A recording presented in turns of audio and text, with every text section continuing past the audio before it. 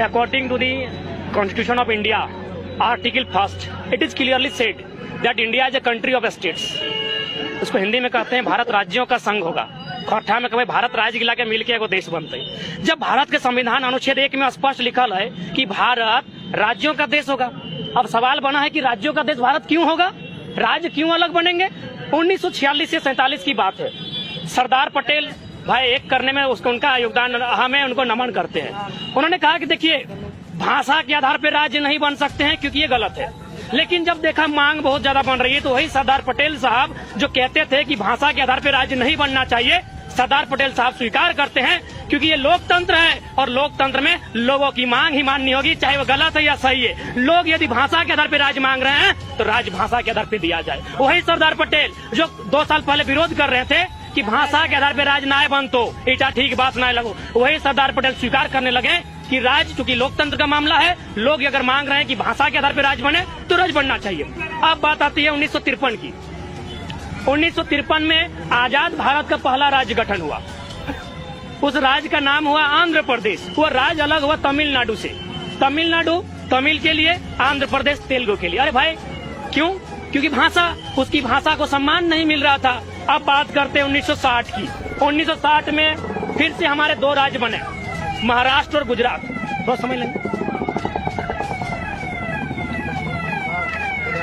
1960 में भारत के 2 नए राज्य फिर बने, गुजरात और महाराष्ट्र।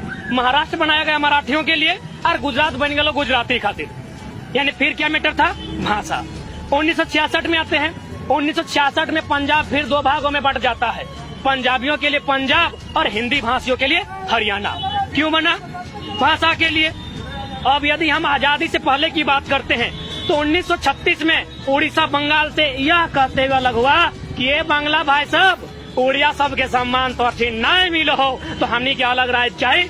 उड़िया भाषा के लिए उड़ीसा का गठन हुआ। यानी ये आंकड़े स्पष्ट कहते हैं। मैंने जो आंकड़े आपके सामने रखे हैं, जो संविधान की बातें रखी कि कहीं ना कहीं जो राज्य बने हैं उसमें भाषा का योगदान है। अब देखिए राज्य सरकार, हम आज की बात करते हैं, राज्य सरकार क्या कर रही है, धनबाद और बोकारो में भोजपुरी और मगही भाषा को अंगीकृत कर रही है। देखिए भैया, हमको भोजपुरी से शिकायत है ना मगही से शिकायत है। मगही मगध क्षेत्र की भाषा है, वहाँ इसको फलाइए फुलाइए। भोजपुरी भोजपुर क्षेत्र की भाषा है, वहाँ इसको फलाइए फुलाइए। ये जो दामोदर कोराई बुझबे करे हैं, दामोदर कोराई इपार धनबाद उपार बोकारो, ये है खोरठा लैंग्वेज, ये है कुड़माली लैंग्वेज, ये है संथाली लैंग्वेज। तो ये मेरे राज्य सरकार, यदि आपको यहाँ किसी को बढ़ावा देना है तो यहाँ की भाषा को बढ़ावा दीजिए। क्योंकि एक तो झारखंड पे चौतरफा आक्रमण हो रहा है। झारखंड के आसपास जितने राज्य हैं सबने दम के कूटा है झारखंड को। बिहार रहे, बंगाल रहे, यूपी रहे, उड़िया रहे, छत्तीसगढ़ है, सबने दम के कूटा है। आप एगो कैमरा घुमाइए, यहाँ जितना बड़ा बड़ा बिल्डिंग मिलेगा सब बाहरी लोगों का, और जो खपरा में जो पेशाब गिरता है जो खपराठ में, वो सर्व झारखंडी का है।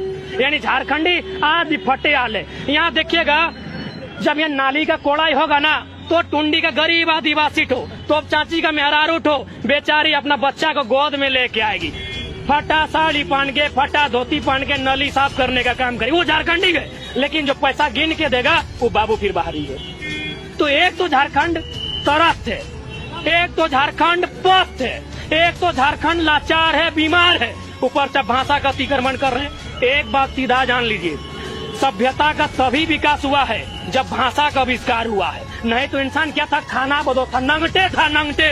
आज यहाँ खाना, कल सरवा वन में खाना, परसों नदी में रहना, वो नंगटे था इंसान। जब भाषा उसका जीवन में आया तब इंसान वास्तव में इंसान बना।